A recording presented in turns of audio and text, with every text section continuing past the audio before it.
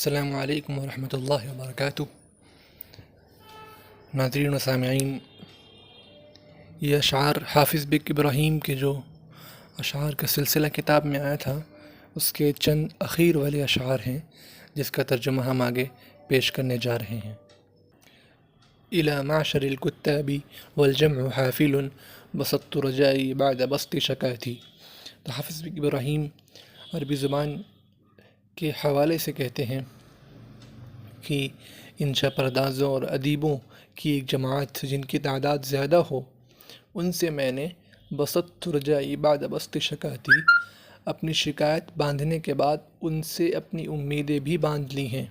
یعنی میں جو یہ شکایت کر رہا ہوں انشا پردازوں کے بارے میں کہ انہوں نے عربی زبان پر اتنا دھیان اور توجہ نہیں کی، تو اس شکایت کے بعد میں اپنی امیدیں بھی انہی انشا پردازوں اور ادیبوں سے باندھ رہا ہوں، والجمع حافل، جن کی تعداد زیادہ ہے۔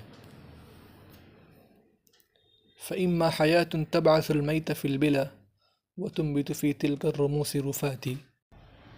بعث یبعث مطلب اٹھانا، المیت فی البلا، بلا کے معنی یہاں پر قبر کے ہیں، وتنبت انبت ینبت معنی اگانا، فی تلک الرموس یعنی فی تلک القبور، رفاتی میری بوسیدہ ہڈیوں کو، میری چور چور ہوئی ہڈیوں کو۔ بس یہ تو زندگی ہے جو مردے کو قبر میں سے اٹھائے گی، بس یہ تو زندگی ہے جو مردے کو قبر میں سے اٹھائے گی۔ وَتُنبِتُ فِي تِلْكَ الرُّمُوسِ رُفَاتِي، اور انہی قبروں میں میری بوسیدہ ہڈیوں کو اگائے گی۔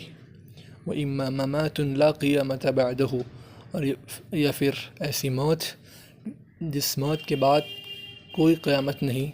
ممات لعمری لم یقص بمماتی، اور ایسی موت میری عمر کی قسم، میری زندگی کی قسم، کہ جس موت کا اندازہ نہیں لگایا جا سکتا۔